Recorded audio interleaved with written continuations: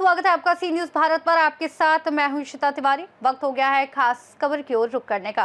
महाराष्ट्र के अहिल्यानगर जिले में वन विभाग की कार्यप्रणाली पर गंभीर सवाल खड़े हो गए हैं। जनशक्ति शेतकारी संगठन के युवक अघाड़ी के प्रदेश अध्यक्ष गणेश भनवसे ने वन विभाग के अधिकारियों पर भ्रष्टाचार और पद के दुरुपयोग के आरोप लगाते हुए हाई लेवल जांच की मांग की है। जनशक्ति शेतकारी संगठन के युवक अघाड़ी के प्रदेश अध्यक्ष गणेश भनवसे ने अहिल्यानगर जिले में वन विभाग के कथित भ्रष्ट मैनेजमेंट के खिलाफ कड़ा रुख अपनाया है। भनवसे ने हाल ही में अहिल्यानगर के डिप्टी डिस्ट्रिक्ट कलेक्टर और वन विभाग के कंजर्वेटर धर्मवीर दगड़ू साल विट्ठल को एक ज्ञापन सौंपकर पूरे मामले की उच्च स्तरीय जांच और दोषियों पर कानूनी कार्रवाई की मांग की। भनवसे का आरोप है कि वन विभाग में पद का दुरुपयोग करते हुए फॉरेस्ट एरिया ऑफिसर ने अपनी पसंद के अनुसार वन क्षेत्र में जल संबंधी और अन्य कार्यों के प्रस्ताव तैयार किए और उनके नाम पर सरकारी राशि भी ली गई। उन्होंने ये भी आरोप लगाया कि पौधारोपण जैसे कार्य स्थानीय मजदूरों से करवाने के बजाय चुनिंदा ठेकेदारों को दिए जा रहे हैं। संगठन का दावा है कि डिविजनल ऑफिसर और संबंधित ठेकेदारों के बीच मिलीभगत के कारण फर्जी बिल जारी कर सरकारी खजाने को नुकसान पहुंचाया जा रहा है। उनका कहना है कि करोड़ों रुपए मिलने के बावजूद जमीन पर काम नजर नहीं आ रहे हैं, जिससे सरकारी धन की खुली लूट हो रही है और अहिल्यानगर जिले की छवि धूमिल हो रही है। भनवसे ने चेतावनी दी है कि यदि वन मंत्री द्वारा इस शिकायत पर तत्काल संज्ञान लेकर संबंधित अधिकारी के खिलाफ कार्रवाई नहीं की गई तो संगठन हाई लेवल कमेटी के माध्यम से व्यापक आंदोलन छेड़ेगा। इस दौरान अहिल्यानगर के समाजसेवी डॉक्टर भाऊ साहेब शिंदे भी मौजूद रहे, जिन्होंने भ्रष्टाचार के खिलाफ आवाज उठाने का समर्थन किया। काय झालेलं आहे, शासनाने हे सैनिकी कोट्यामधून वाटप केलं होतं। 1972 साली आमचे वडील कैलासवासी मारुती धोंडीबा गट यांना एक क्षेत्र मिळालेलं होतं, त्यांच्या वारस म्हणून मी सुनील मारुती गट बोलतोय। तर ह्या लोकांनी त्यावेळेस आम्हाला वाटप केलं, पण नेमकं वाटप फॉरेस्टनी दिलं, तहसीलदारनी दिलं का कलेक्टरनी दिलं, हा एक सगळ्यात मोठा प्रश्न आहे। कारण जर यांना म्हणायला गेलं तर फॉरेस्ट म्हणतात निर्वाणीकरण झालेलं नाही। 2011 मध्ये मी त्यांच्याकडे निर्वाणीकरणासाठी पत्रव्यवहार केला होता, तर त्यांनी मला त्यामध्ये माझा सर्वे नंबर 230/2 आहे, तर त्यांनी मला उत्तर देताना 255, 56 आणि 57 या सर्वे नंबरमधलं एवढं क्षेत्र झालेलं आहे की ज्या उत्तराचा माझ्या प्रश्नाशी काही संबंध नाही आहे। मग जर या क्षेत्राचं निवारणीकरण झालेलं नाही तरी वाटप झालं कसं, खोटी माहिती दिली तुम्हाला? हा एक सगळ्यात महत्त्वाचा विषय। आणि दुसरं असं की मी 2001 मध्येच तहसीलदार साहेबांना एक अर्ज केलेला होता की मला माझी जमिनीची चतुर्सीमा मिळावी, तर ते म्हणे ही चतुर्सीमा आमच्याकडे अवेलेबल नाही आहे, ही चतुर्सीमा तुम्हाला भूमी अभिलेखकडे मिळेल। भूमी अभिलेखकडे गेलो, त्यांना विचारलं तर ते म्हणे आमच्याकडे पण ही सध्या अस्तित्वात नाही। मग माझा प्रश्न असा आहे की जर शासनाने हे वाटप केलेलं आहे, क्षेत्र आम्हाला दिलेले आहे, तुम्ही फक्त 7/12 दिले, त्याच्यावर क्षेत्र टाकून दिले, मग कोणाचं कुठं हे कधी सांगणार तुम्ही? मग ज्यावेळेस तुम्ही वाटलं ते असंच मोगं वाटलेलं आहे का? तुमच्याकडे चतुर्सीमा नाही आहे का?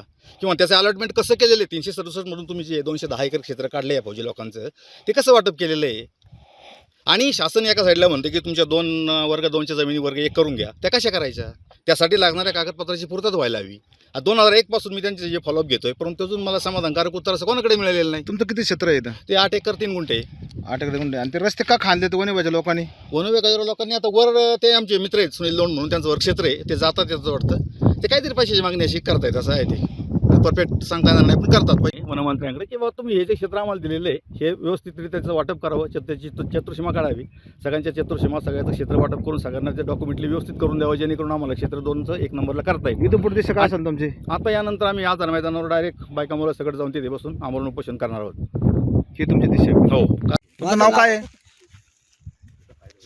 संपूर्ण अनुरंग जाधव आहे, राहणार अकोळनेर। घोसपुरीमध्ये आमच्या आजोबांना 1962 मध्ये लापता झाल्यानंतर 1965 मध्ये त्यांना वाटप भेटलेलं आहे। कशातून वाटप भेटलेली? सरकारी फौजी खात्यातून वाटप भेटलेलं आहे। बरं, आजची परिस्थिती काय आहे? आजची परिस्थिती अशी आहे की गुरांचा एवढे 250 एकर क्षेत्र असून त्यामध्ये जर फॉरेस्टवाले लोक पैसा मागून पैसा मागत राहिलेत। रस्ते खांदले तुमच्या मत? रस्ते खांदून शेतकऱ्याकडून पैशाची मागणी करीत आहेत वारंवार। कोणी मागणी केली? ते भोसले आणि येणारे। येणाऱ्याचं काय नाव आहे ते पूर्ण? सक्राम येणारे म्हणून का? सकाराम येणारे। किती पैसे दिले तुम्ही त्याला? त्यांना 5,000 रुपये दिले। आणि किती दिवसांनी पैसे तुमच्याकडून ते आत्ता 1 वर्षापासून पैसे घेतात। तुमच्या आता अपेक्षा काय आहे? आता आमची अपेक्षा अशी आहे की आता आम्ही जावं की मरावं, तर आमच्या गुरांची आमचा उपजीविका त्याच्यावरच आहे, गुरांच्या याच्यावरच आहे। आणि आम्ही ह्या जमिनी असून सगळं काही फायदा होत नाही आणि त्याच्यासाठी आम्ही आझाद मैदानावर जाऊन उपोषण करणार आहे। तुमचे उत्तरे आहे? तुमच्या नावावर आहे का ते? आमचं नाव बी आता नाही आहेत। वन खातं आम्हाला सतत त्रास देतं आहे आणि त्यामुळं आमचं शेती हे पडीक पडलेले आहे, उपजीविकेचं साधन नाही. कारण आमच्या वडिलांनी आणि या मिळालेल्या सर्व सैनिकांनी जमीन ज्याला मिळालेले आहे ते सर्व सैनिक काही हयात नाहीत, परंतु त्यांच्या कुटुंबाच्या आता आतोनात हाल होत आहे. याचाही शासनाने विचार केला पाहिजे. वन विभाग मात्र आम्हाला सळोकी पळो करत आहे, याचा विचार व्हावा. तुमची इथून पुढे दिशा काय असेल?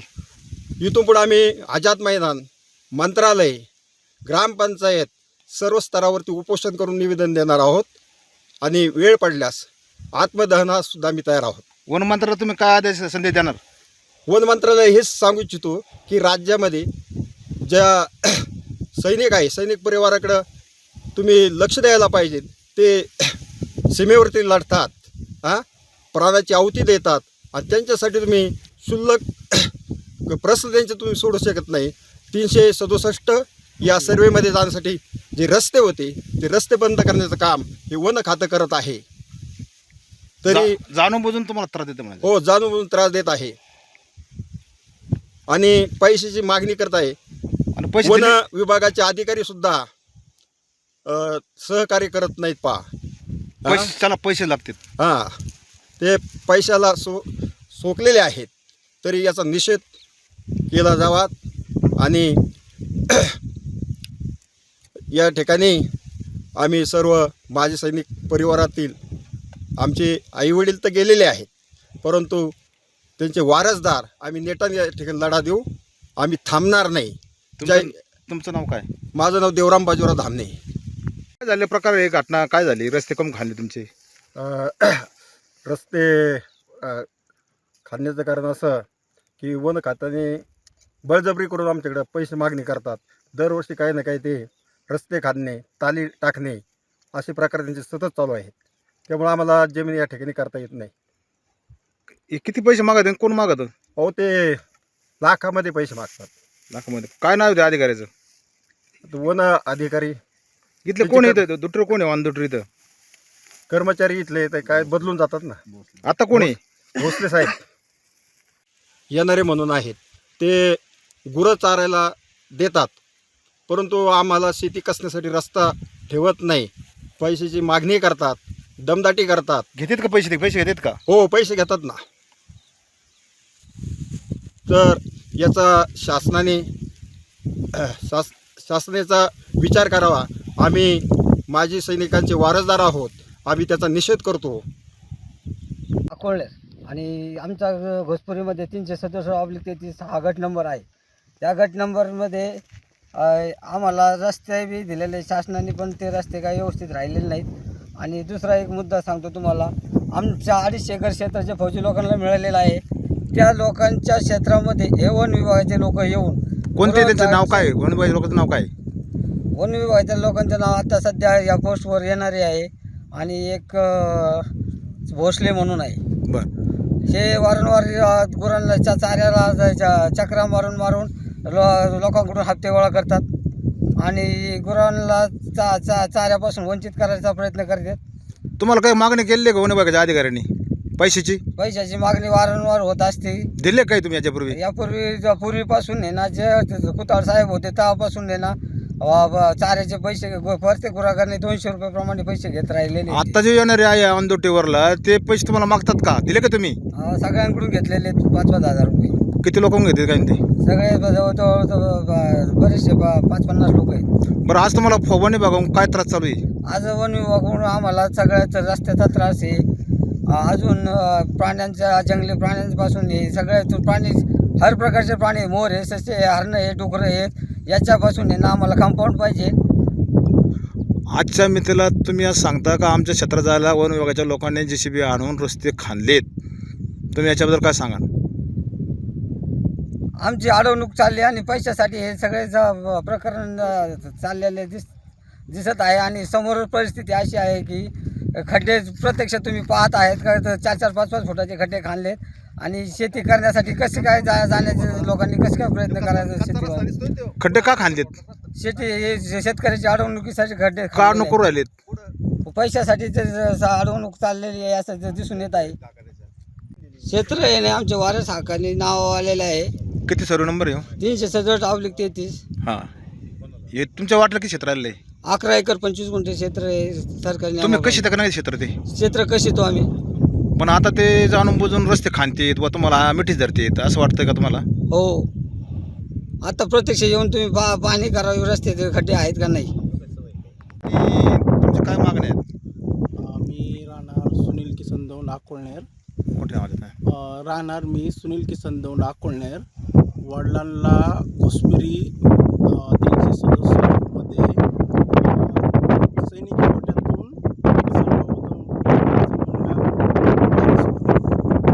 क्षेत्र भेटलेलं आहे. किती एकर भेटलं? ते जवळपास 6.5 बरं बरं.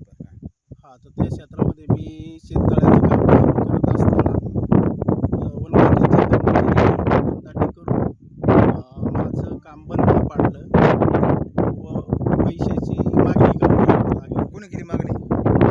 फॉरेस्टमधले कर्मचारी, काय नाव आहे कर्मचाऱ्यांचं? वनपाल बडके, सखाराम येणारे आणि त्यांनी एक सहाय्यक म्हणून योगेश चव्हाण पूर्ण प्रवृत्तीचा व्यक्ती असून गुन्हेगारी पार्श्वभूमी आहे त्याला. तर तो आम्हाला धमकवतो, शेतात येऊन देत नाही आणि म्हणतात की हो तुम्ही आमच्या वरिष्ठ अधिकाऱ्यांच्या परमिशन घेऊन या, पत्र घेऊन या. त्या पद्धतीने आम्हाला येऊन देत नाही. आणि दुसरी गोष्ट मी शेततळ्याची सुद्धा रॉयल्टी काढलेली. हा, आणि मी ते त्यांना रॉयल्टी दाखवली तरी मी त्या गोष्टीला मान्य करायला तयार नाहीत. दुसरी गोष्ट मी रस्त्या संदर्भात बी त्यांना बोललो तर त्यांनी अगोदर सांगितलं की बोय आमच्यात कायद्यात काय तरतूद नाही. पण मी म्हटलं की हे मी 50 वर्षापासून वहिवाट म्हणून वापरतो. 9 जुलै 1975 साली हे वाटप झालेलं आहे क्षेत्र 367. कशा कोट्यातून? कोणत्या कोट्यातून? सैनिकी कोट्यातून वाटप झालेलं आहे. सैनिक आहेत. वडील सैनिक होते, तो आम्ही त्यांचा वारस आहे. वडील एक्सपायर होऊन 5 वर्ष झाली.